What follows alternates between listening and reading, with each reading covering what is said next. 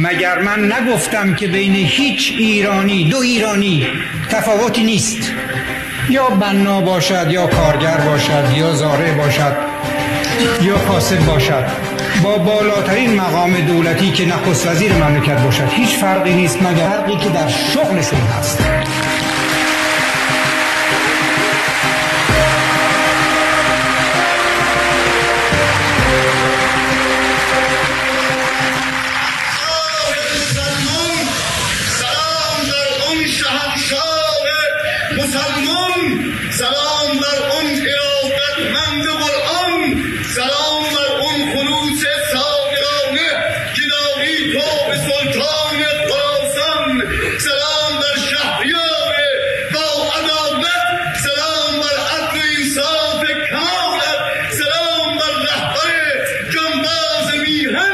که بخشیدی به